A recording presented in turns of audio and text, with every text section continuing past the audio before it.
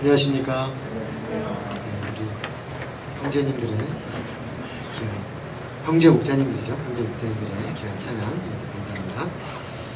우리가 계속 하나님 나라에 대해서 살펴보고 있습니다. 오늘은 천국과 용서라는 제목으로 말씀드리겠습니다. 잠깐 기도하겠습니다. 사랑하는 아버지 하나님, 감사합니다. 주님께서 우리에게 먼저 사랑을 보여주시고 갚을 수 없는 1만 달란트 빚진 자와 같은 빚진 인생에서 주님께 거저받은 용서로 하나님의 나라에 들어가서 하나님의 그 용서 안에서 누리는 이 천국의 평화와 기쁨과 자비를 날마다 누려가게 하시는 것을 진심으로 감사합니다.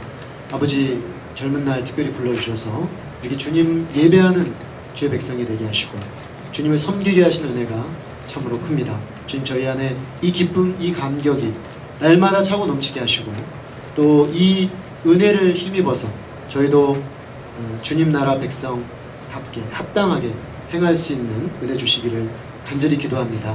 주님 귀한 말씀을 상고하며 은혜 받기를 원합니다. 주의 성령으로 이 말씀을 밝히 드러내 주시고 심령 깊이 조명하여 주셔서 우리의 중심을 새롭게 만드는 놀라운 소망의 말씀이 되도록 역사해 주시옵소서. 예수 그리스도 이름으로 기도했습니다. 아멘. 2007년에 밀양이라는 영화가 우리 사회에 큰 반향을 불러일으킨 적이 있습니다. 이 영화를 보면은 전도연 씨하고 또 송강호, 아주 대표적인 우리 한국의 두 배우가 주연을 맡았는데, 이 전도연 씨가 주연을 맡은 여자 주인공은 남편을 잃게 됩니다. 30대 초반의 나이에 남편을 잃고 남편의 고향이었던 경남 밀양이라는 지역으로 내려오면서 영화가 시작이 됩니다. 그녀는 이제 내려와서 피아노 학원 강사를 하면서 나름대로 이 밀양 생활에 적응해가고 있었습니다.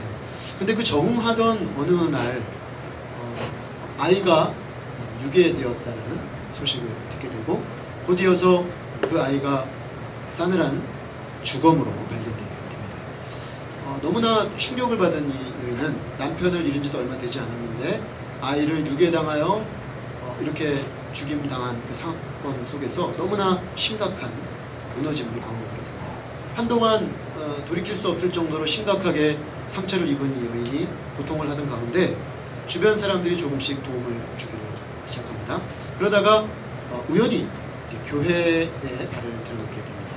교회 그 장면을 보면은 이제 찬양하는 집회였던 것 같아요. 가서 이 여인이 들어가 앉아 있었는데 갑자기 그 집회 참여 중에 감정적으로 북받쳐 오르는 울음을 참지 못하고 확 통곡하며 울어요. 그때 그 교회 목사님이 와서 그녀를 위해서 기도해주고, 그 다음 장면이 바뀌면 그때부터 이 여인이 이제 교회에 열심히 출석하고, 우리로 치면 목장 소그룹 같은 데도 이렇게 들어가고 교회 생활을, 그래서 야, 영화가 상당히 비슷하게 묘사를 한다 이렇게 생각이 들 정도로 그 여인이 이제 교회에서 굉장히 위로를 많이 받게 됩니다. 그런데 어느 날 장면이 바뀌어서 이 여인이 소그룹 모임을 하다가 자기가 자기 아들을 죽인 그 가해자를 감옥에 들어가 있었는데 용서해 주기를 원한다. 그랬더니 주변 사람들이 용서한다니까 감사하구나 했는데, 이 여자는 그 정도가 아니고 제가 가서 얘기하겠다.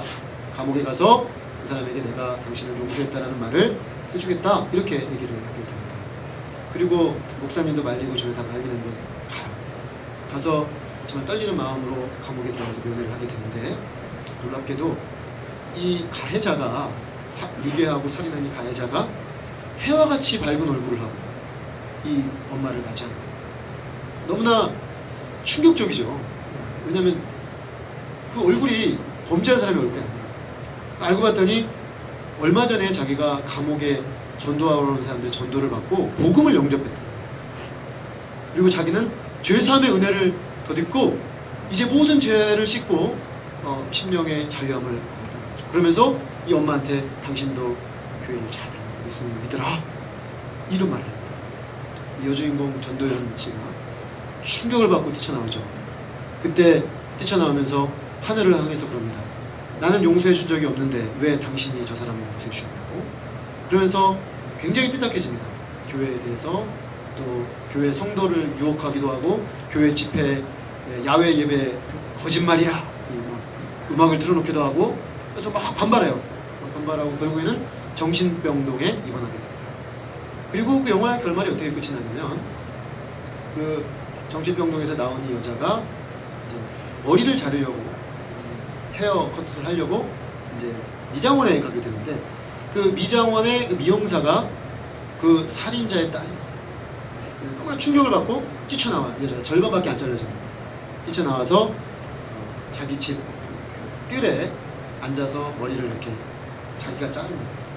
그때 이 주변을 떠돌던 이 사실은 전도연을 굉장히 사모하던 그래서 교회도 따라다니고 나이롱 신자죠. 사실은 송강호 씨가 거울을 들고 서 있고 영화 어찌 끝이 나냐면 그 뒤로 빛이 전도연 씨 뒤로 빛이 이렇게 딱 비추면서 끝이 납니다.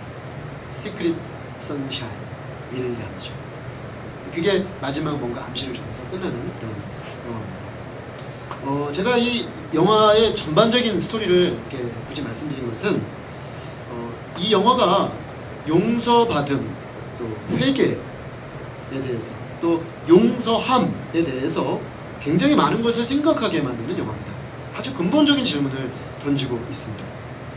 사실 이 영화가 던지고 있는 이 묵직한 주제, 죄의 용서와 회개, 용서해주고 용서받는 이 문제는 천국과 깊은 연관관계가 있습니다.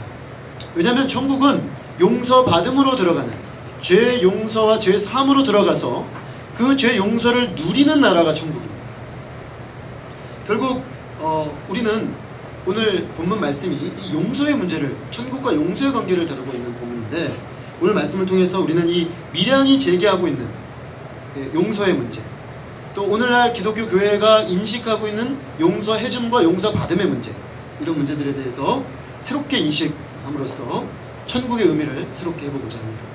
오늘 본문은 제자 베드로가 예수님께 드린 한 가지 질문으로 시작되고 있습니다. 주여, 형제가 내게 죄를 범하면 몇 번이나 용서하여 주리까? 7번까지 하오리까? 베드로를 비롯한 제자들은 이미 앞서 마태복음 6장에 의하면 자신에게 죄를 지은 사람들을 용서해 줘야 된다는 말을 들었습니다. 예수님은 제자들에게 내가 너희를 용서해 준 것까지 너희도 서로 용서하고 용서하는 공동체가 되어야 된다는 말을 들었습니다. 베드로는 그렇다면은 제자들이 이렇게 용서해 보려고 한 것 같아요. 근데 용서를 해보려고 했더니 이게 어느 정도까지 용서를 해줘야 되는지 문제가 생긴 겁니다. 그래서 고민하다가 7번까지 해주면 되겠습니까? 이렇게 질문을 드린 거죠. 근데 우리가 생각할 때 베드로가 7번이라는 숫자를 얘기한 게 상당히 의미심장해요. 왜냐하면 그때 당시에 랍비들, 유대교 랍비들은 몇 번까지 용서해주면 된다 그랬냐면 3번. 그래서 3번까지 용서해주면 됐다, 더 이상은 용서해줄 필요 없다, 이렇게 가르쳤습니다. 근데 베드로는 아마 예수님 말씀을 들었기 때문인지 모르겠는데 한 7번까지는 내가 할 수 있겠다, 그래서 7번까지 하면 되겠습니까? 이렇게 물어본 거죠. 근데 예수님은 굉장히 그래도 제법 관대한 마음으로 한 7번까지는 제가 용서해 보렵니다 이러면서 얘기하는 베드로에게 이렇게 말씀하십니다. 7번뿐만 아니라 7번을 70번까지 할지니라. 7번을 70번, 77에 49, 490번. 그러면 490번까지 용서해주고 490번까지 또 죄를 지면 이제 용서 없다. 이 얘긴가? 딱 끊어서 490번을 용서해주라는 얘긴가? 그게 아니죠. 여기서 7, 10. 7 곱하기 7 곱하기 10이죠. 완전수입니다. 하나님의 완전수. 다시 말해서 무한대로 용서하는 거죠. 헤아릴 수 없이 계속해서 끊임없이 끝까지 용서해주라는 것이죠. 이처럼 한없는 용서를 하라, 예수님 말씀하신 것입니다. 제자는 이렇게 한없는 용서를 함으로써 그가 예수 그리스도의 제자임을 드러내라, 이렇게 말씀하신 것입니다. 그런데 이렇게 한없는 용서를 하라라는 이 예수님 말씀을 들을 때 이렇게 오인할 수가 있습니다. 그러면 가해자가 회개하지 않았는데도 상대방이 나에게 죄에 대한 인식도 없고 회개도 없는데 내 편에서 무조건 무한대로 용서하라는 말씀인가? 이런 질문이 생길 수가 있습니다. 그도 그럴 것이 오늘 우리가 읽은 본문을 보면 그거에 대해서 언급하고 있지 않아요. 그런데 동일 이야기를 누가복음에서는 조금 다르게 말해요. 누가복음 17장 4절에 보면은 예수님이 70번씩 7번씩 용서해라 라는 말을 하시면서 그 앞에 뭐라는 단서를 다냐면 죄를 회개함으로 나오는 자는 그가 70번씩 7번 나올지라도 용서하라 이런 말이 되어 있어요. 그러니까 사실은 상대방의 죄의 회개를 전제하고 하는 거예요. 회개로 나오는 사람에게는 계속해서 용서해 주라는 것이죠. 그리고 사실은 오늘 마태복음 바로 앞구절에 보면은 우리가 잘 지난번에 한번 다뤘죠. 교회 공동체 속에서 어떤 사람이 공동체적 죄를 지었습니다. 그러면 개인적으로 가서 권면해서 회개하도록 돕고, 그래도 듣지 않으면 두세 사람이 가서 말로 확증해서 회개하도록 돕고, 그래도 회개하지 않으면 교회 공회에 얘기해서 공적으로 그 사람 죄 문제를 다뤄야 된다. 이 모든 과정은 뭐냐면 사람이 죄에 대한 회개에 이르도록 개인적으로 또 두세 사람이 공동체적으로 힘쓰라는 거예요. 그러니까 이 오늘 본문은 그것을 배경으로 하고 있는 거예요. 사람이 자기 죄를 인식하고 그 죄에 대해서 회개하도록 공동체적으로 돕는 노력을 교회는 반드시 해야 합니다. 이것을 전제로 하고 그 전제 위에서 진실되게 회개함으로 나온 사람들에게는 계속해서 용서함으로써 하나님의 그를 향한 관대한 은혜를 드러내라, 이런 말씀이 되는 것입니다.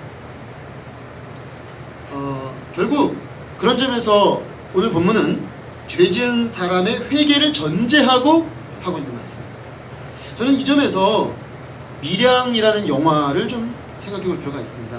왜냐하면 그 영화에 보면은 감옥 안에 그 아이를 유괴하고 살인했던 그리고 감옥에 갇혔던 그 죄수 있지 않습니까?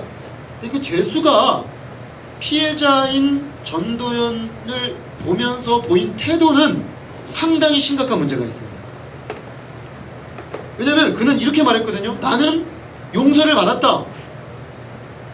복음을 듣고 용서함을 받았고 나는 이제 용서를 받았기 때문에 심령이 정말 자유하다, 이렇게 말했단 말입니다. 근데 이 사람이 정말로 회개한 사람인가 퀘스천이 들어요. 왜냐하면 정말로 회개한 사람이고 하나님의 무조건적 용서를 깨달은 사람이라고 한다면 그는 그 이전에 분명히 이런 과정을 거쳤겠죠. 자기가 범한 죄가 얼마나 심각한 죄인지, 한 아이를 유괴하고 그의 생명을 빼앗고 한 가정을 파괴시켰잖아요. 그러면 이 죄에 대한 깊은 자각이 있기 때문에 자기가 설사 주님으로부터 용서함을 받았다 할지라도 자기가 가해를 가한 그 사람의 고통에 대해 깊이 느껴야 한다고요. 이게 진짜로 회개한 사람의 모습이죠. 근데 이 사람을 보면 그런 태도가 전혀 없어요. 뭔가 잘못된 거예요. 뭔가 심각하게 잘못되어 있습니다. 이 사람이 분명히 복음을 들었다고 말하는데 그게 복음인가? 그게 정말 성경에서 말하고 있는 복음인가? 라는 질문을 던지게 되는 거죠. 철저한 자신의 죄에 대한 자각이 없고 뉘우침도 없고 회개도 없는 사람에게 마구 난사되어지는 용서의 메시지는 사실은 성경에서 말하고 있는 메시지가 아니에요.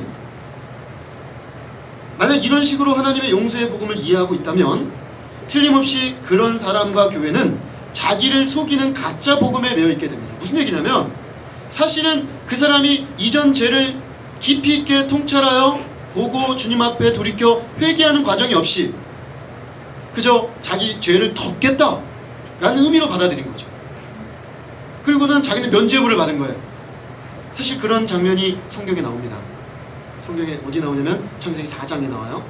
창세기 4장에 보면 인류 최초의 살인자인 가인이 나오는데 자기 동생인 아벨을 돌로 쳐서 죽였습니다. 근데 하나님께서 막 찾아가셔서 내 아우 아벨이 어디 있느냐 이렇게 물으니까 막 빨고 화를 내요. 내가 내 아우를 지키는 자입니까? 사람을 죽여놓고서 뻔뻔스럽게 내가 아우를 지키는 자야? 이렇게 얘기를 해요. 하나님이 그래도 인내하시면서 회개하도록 돕습니다. 근데 안 돼요. 이 가인은 회개하지 않습니다. 그리고서는 화를 확 내면서 하나님으로부터 떠나서 하나님의 에덴 동산을 떠나 동편 노 땅이라는 곳으로 갑니다. 근데 그 과정에서 보면은 하나님이 계속 회개하도록 도와요. 계속 회개하도록 돕는데 이 가인이 회개를 하지 않고 결국 하나님께 하는 말이 뭐냐면, 내가 이렇게 떠돌고 방황하고 하는 삶이 너무 힘듭니다. 그리고 저는 누가 저를 죽일 것 같아요. 그러면서 하나님께 자기 고통을 막 호소합니다. 하나님이 어떻게 하시는지 아십니까? 이 사람에게 표를 주세요. 가인을 죽이는 자마다, 가인에게 손을 댄 자마다 하나님이 7배로 보응하겠다라는 표를 주셔서 그가 보호받도록 하세요. 이해할 수가 없는 일이죠. 하나님이 이 사람, 이 죄지은 가인을 끝까지 감당을 하세요. 왜냐하면 돌이키기 원하시는 거죠. 자기 죄가 얼마나 심각하고 하나님 앞에 또 사람 앞에 얼마나 심각한지 깨닫고 돌이키기를 바라는 건데, 가인은 계속해서 면피만 해요. 그러면서 자기 고통만 이야기해요. 내가 얼마나 힘든지. 사실은 왜 힘든 거냐면, 죄를 짓고 나서 그 죄를 회개하지 않았기 때문에 자기 양심이 계속해서 고통하는 거거든요. 그러니까 마치 누가 와서 자기 죽일 것 같은 거예요. 그런 그 공포 속에 있는 그가 해결받는 길은 회개하고 주께 나아와 주의 용서의 은총을 받는 길이죠. 근데 그는 결국 그 길을 가지 않습니다.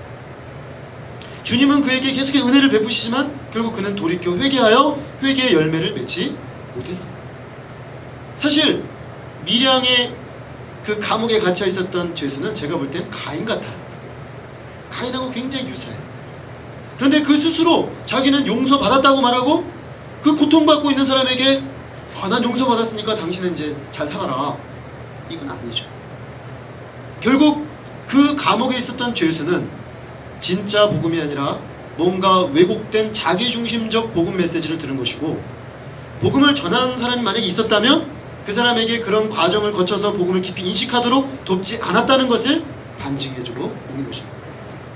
결국 오늘 본문은 우리가 죄의 문제를 심각하게 다루고 그 죄가 회개에 이르도록 사람을 도와야 한다는 것을 전제하고, 그리고 그런 과정을 통해 주 앞에 진실되게 나오는 회개자들을 우리가 어떻게 용서해야 되는가 하는 부분을 다루는 것입니다. 예수님은 베드로에게 7번씩 70번 상상을 초월하는 용서의 기준을 제시하시고 나서 왜 그렇게 해야 되는가를 비유로 말씀하십니다. 천국은 마치 그 종들과 결산을 하던 어떤 임금과 같다라고 말씀하셨습니다. 결산할 때 10,000달란트 빚진 자 하나를 데려왔습니다. 10,000달란트는 어마어마하게 많은 금액입니다. 왜 어마어마하게 많은 금액이냐면 뒤에 데나리온이 나오는데, 한 달란트는 6,000데나리온입니다. 한 데나리온은 일꾼 하루 품삯입니다. 그러니까 6,000일을 일해야 받는 품삯이 1달란트예요. 그러니까 거기에다가 1만을 곱해야 되는 것입니다. 어마어마하게 많은 돈인데, 어느 정도나 많으냐면 당시 팔레스틴 전체 1년 총 생산액이 1만 달란트였다는 기록이 있어요. 그러니까 우리로 치면 몇 조 되는 거죠. 한 나라의 1년 총 생산액이니까. 그러니까 이거는 한 개인이 아무리 일을 해도 갚을 수가 없는 돈이에요. 이 사람이 이렇게 어마어마한 갚을 수도 없는 금액의 빚을 지고 있었던 것입니다. 그러니 이 사람은 그 양도 방대한 데다가 갚을 능력도 없어서 갚을 수 없는 자신의 상태를 하나님 왕 앞에 굉장히 엎드려서 이제 긍휼을 구합니다. 그러나 왕에게서는 차압 명령이 내려집니다. 그 몸과 아내와 자식들과 모든 소유를 다 팔아 갚게 하라. 이것은 공의로운 것입니다.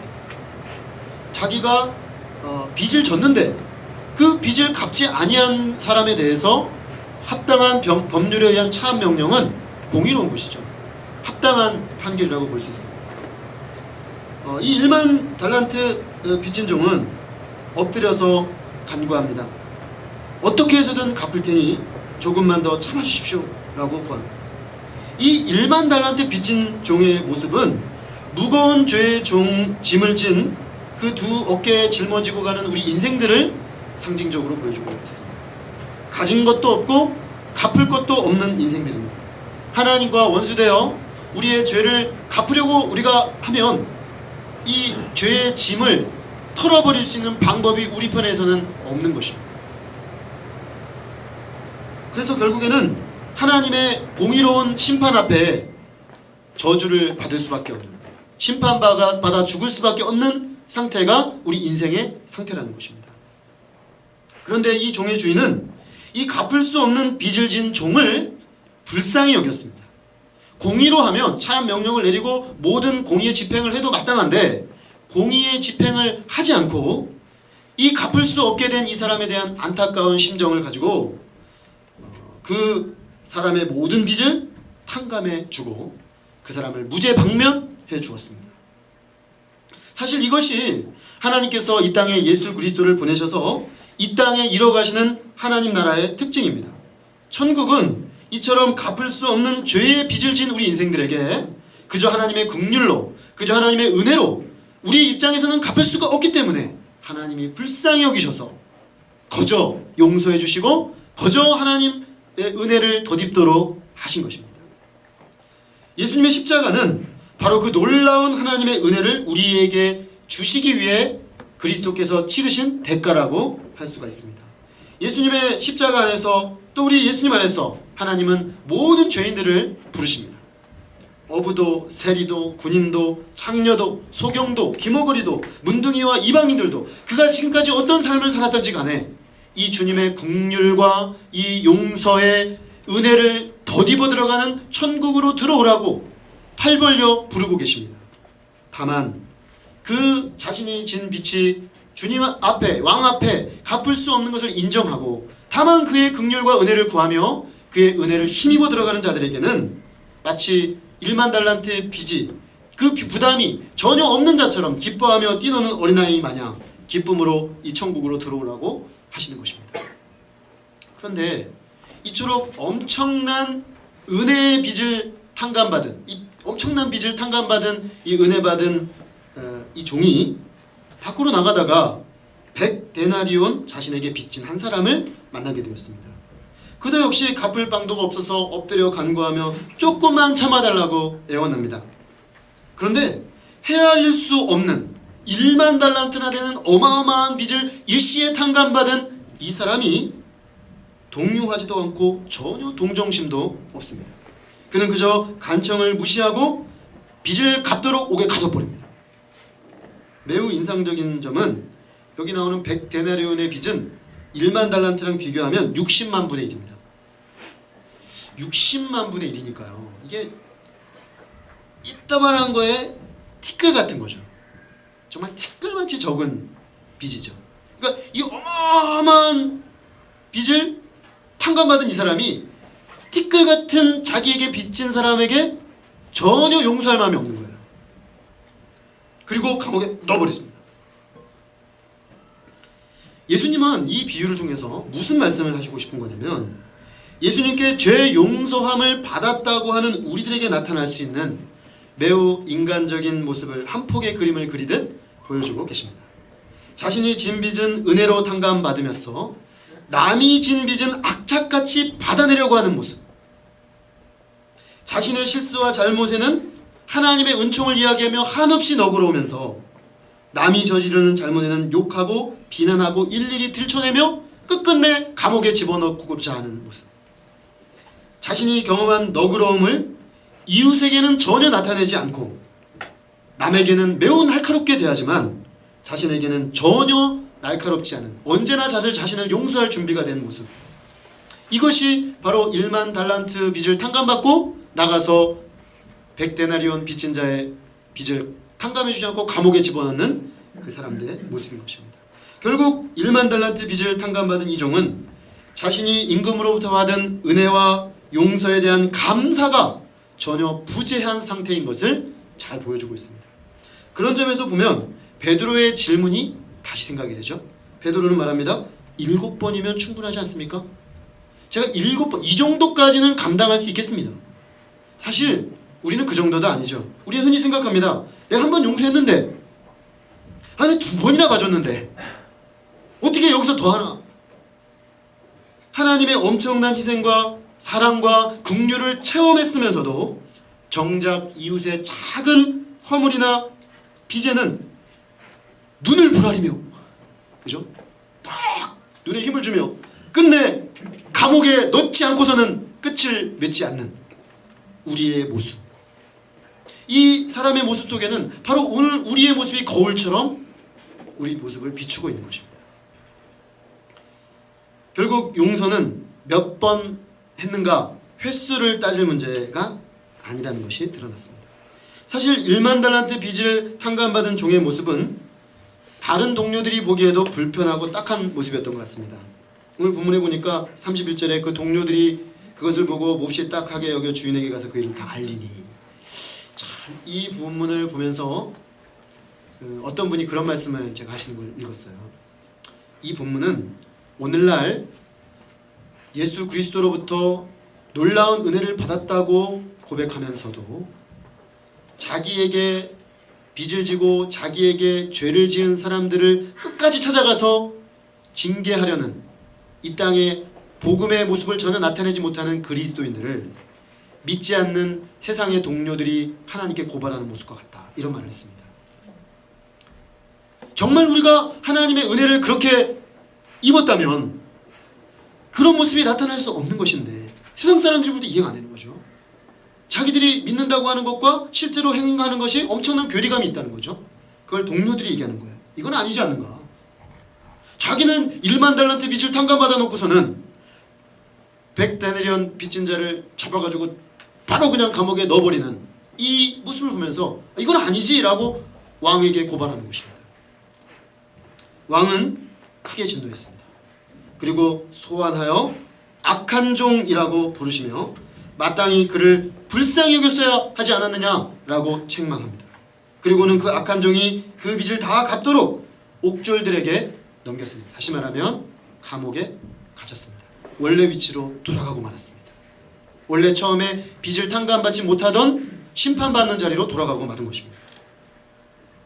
하나님의 용서와 자비를 경험한 사람이 다른 사람들에게 자비를 보이지 않을 때 그를 악한 종이라고 부르고 있습니다. 결국 예수님께서는 은혜를 입은 사람은 이웃의 죄를 용서함으로써 자신이 받은 그 은혜를 나타내야 한다고 말씀하시는 것입니다. 결론적으로 예수님은 35절에서 이렇게 말씀하십니다. 너희가 각각 마음으로 형제를 용서하지 아니하면 나의 하늘 아버지께서도 너희에게 이와 같이 하시리라. 용서는 마음으로 하는 것입니다. 너희가 각각 마음으로 형제를 용서하지 않으면, 마음으로 형제를 용서하지 않으면 하나님의 자비를 베풀지 못하는 사람이라면 그는 사실 하나님의 자비를 이해하지 못한 사람과 같다. 사실은 진심으로 주의 은혜를 경험한 사람이 아니다 라고 주님은 최종 선고를 하시는 것입니다. 우리는 오늘 이 예수님의 비유의 말씀을 통해서 몇 가지 중요한 영적 진리를 발견하게 됩니다. 먼저 우리가 형제를 용서하느냐 않느냐 하는 것은 하나님께서 우리에게 베푸신 은혜와 용서를 제대로 받아들였는가 하는 그것을 재어보는 저울이다, 이렇게 말할 수 있습니다.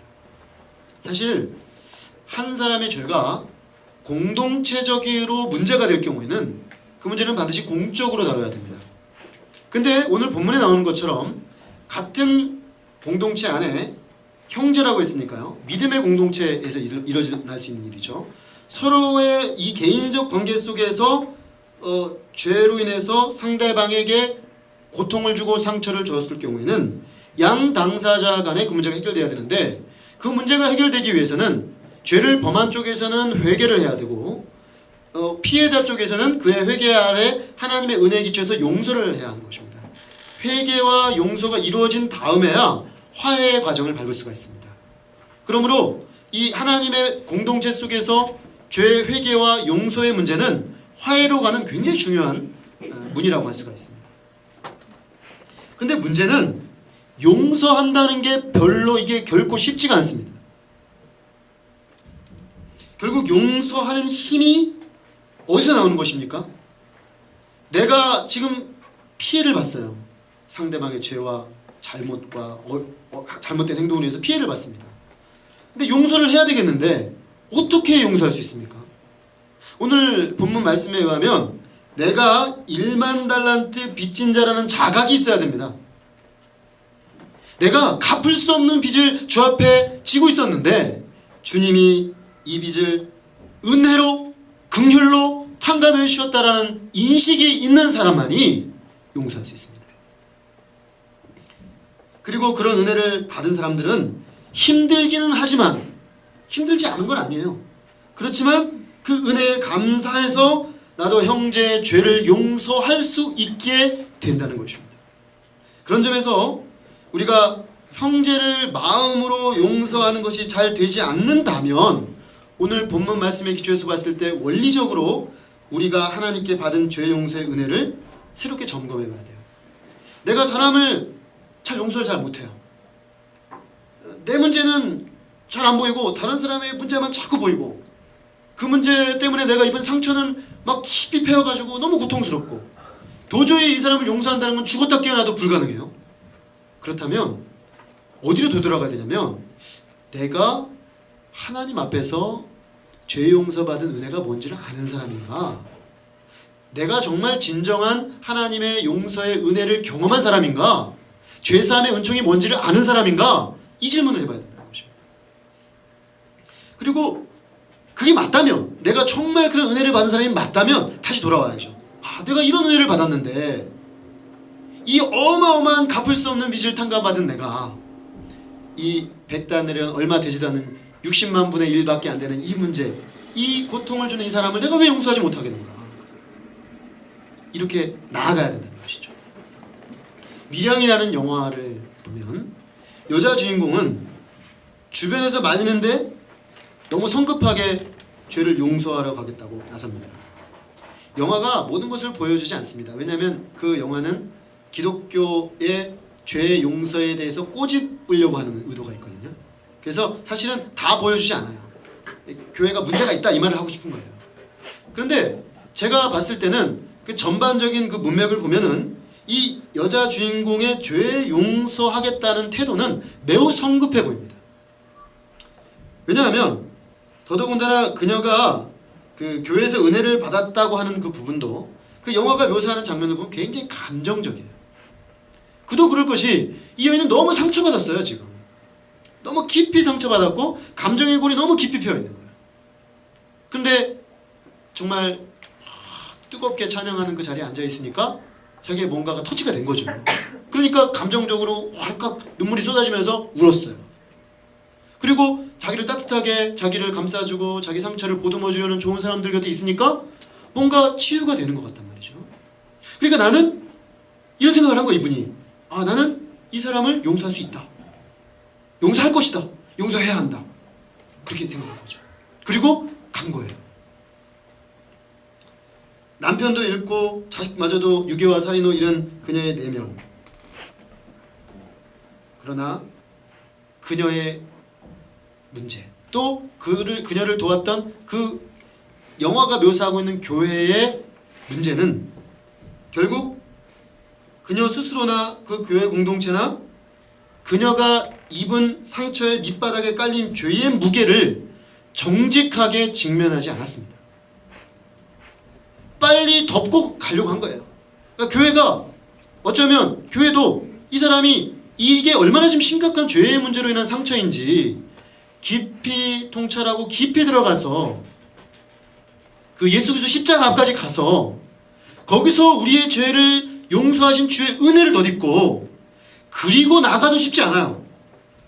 그리고 나가도 정작 자기 아들을 죽인 사람을 보면 분노가 부글부글 끓어오르는 게 인간입니다. 아닐 것 같습니까? 그렇습니다. 저는 제 아버지가 중3 때 교통사고로 돌아가셨는데, 상대방이 밤에 차를 몰고 가다가 중앙선을 넘어서, 그것도 술을 마시고 넘어와서 아버지를 쳐서 그 자리에 돌아가셨어요. 그 사람이 우리 집에 왔어요. 용서를 빈다고 고개를 푹 숙이고. 제가 어땠는지 아십니까? 제가 16살밖에 되지 않았지만 당장에 날아가가지고 한 방 치고 싶었어요. 여러분, 이게 인간의 뭔가 고통받고 상처받은 사람 속에서 일어나는 이 현상이에요. 근데 마치 난 용서할 수 있어, 난 용서했어, 그 죄의 밑바닥에 그 문제까지 직면하고 그 문제를 하나님이 어떻게 다루셨고 나는 이 문제를 어떻게 봐야 되는가는 심도 깊은 복음의 진리에 기반한 인식이 없이 그저 감정적으로 한번 난 용서할 수 있다라는 감정적 자기 충동에 의해서 그녀는 용서하려고 했다는 것이죠. 그 결과 그녀는 매우 피상적으로 자신이 가해자의 죄를 용서하는 자리로 나아가려고 했던 것이죠. 그것은 감옥 안에 있던 가해자도 마찬가지입니다. 그는 진정으로 회개함으로 용서받은 자의 모습이 아니었던 것입니다. 저는 이 지점에서 이 영화가 의도했던 의도하지 않았던 이 시대 교회가 용서를 얼마나 피상적으로 다루고 있는지를 꼬집고 있다고 느꼈습니다. 저는 그 영화를 보면서 매우 아팠어요. 2007년에 그 영화를 보면서 왜 아팠냐면 저런 모습이 교회에 있지 않은가라는 문제제기인데 그렇지 않다라고 말하기가 좀 어려웠어요. 교회에 와서 사람들이 그저 찬양 몇 곡 부르고 그냥 몇 번 모임 참석하고 은혜 받았다고 말한단 말입니다. 사실 십자가의 의미에 대해서는 생각조차 해보지 않아요. 여러분, 십자가가 무엇입니까? 십자가는 양면성이 있습니다. 우리는 한쪽만 강조해요.